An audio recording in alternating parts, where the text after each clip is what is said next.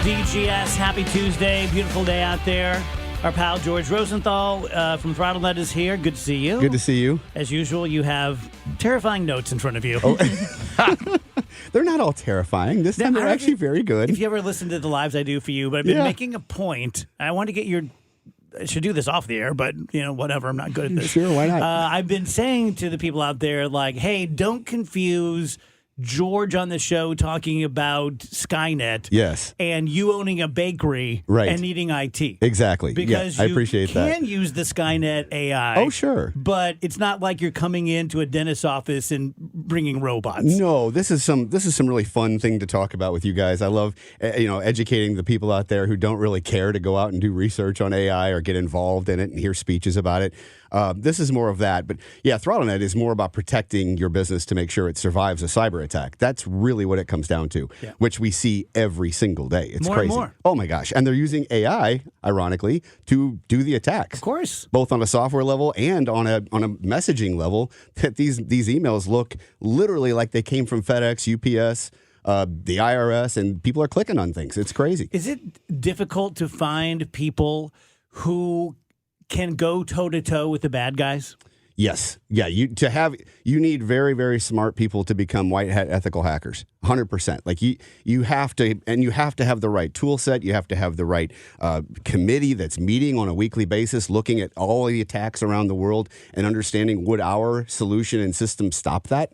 And every week you're having to improve your cybersecurity suite and tools to make sure that the new advanced attacks won't take down your customers. And that's something where, no customer of ThrottleNet's ever paid ransom.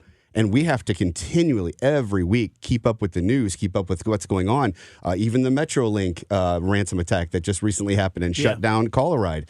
We have to be on top of that and understand why that attack happened, and then make sure that our processes can make sure it doesn't occur to our customers. I know that you're not in the military, but what just happened in Israel, where a bunch of guys in golf carts decimated. Oh. From an AI standpoint and an IT standpoint, how comfortable are you going to bed at night that the U.S. has the best people? I am very, very comfortable with that. I think the NSA, the CIA, we are talking the top echelon of folks, which is why I am confident that why our power grid hasn't gone down, why our water supply system hasn't gone down, why these systems have not occurred. Because it's not like cyber attacks just started.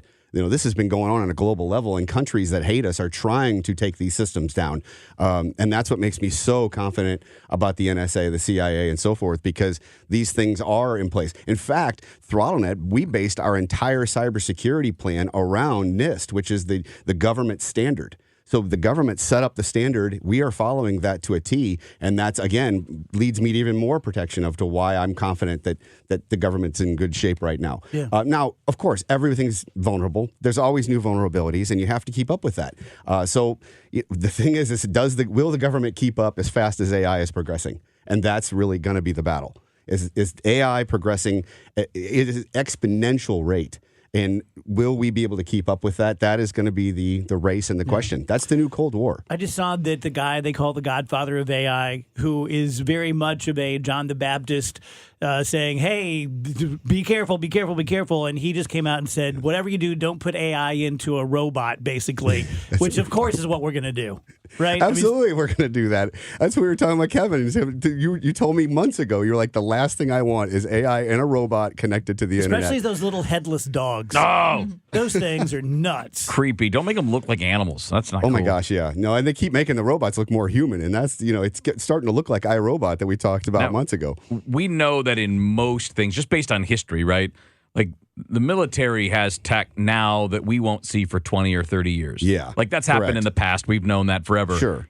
Is that the same with something like AI? Are they potentially way beyond where all of these public researchers are? Yes. In fact, they're working with companies like IBM on the quantum computing side of things to make new advanced weapons, intelligent drones, intelligent satellites that can pick things out on their own and give suggestions and military suggestions on their own. But you're right. It's like the SR-71 Blackbird back in the day. We didn't know about that for decades. And all of a sudden they said, hey, by the way, we've got a plane that goes from New York to to LA in 2 hours. And I'm like, what? Wait a second. That's already happening right now with AI, and it's going to be some spooky stuff.